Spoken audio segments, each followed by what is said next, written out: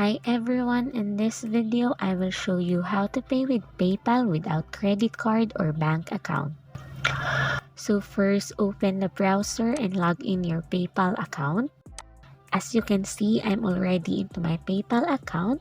So if I go into my wallet section, which is actually here, it's going to be appearing my bank account and all my cards that has been linked in it so far. So if you want to make a payment without having to link a card, what I suggest is to just add yourself a gift card.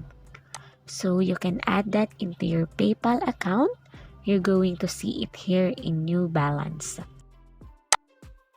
So you just have to buy an e-gift in egift.com or in PayPal Gifts and then add it into your account.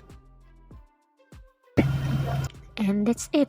If you enjoyed this video, give it a thumbs up.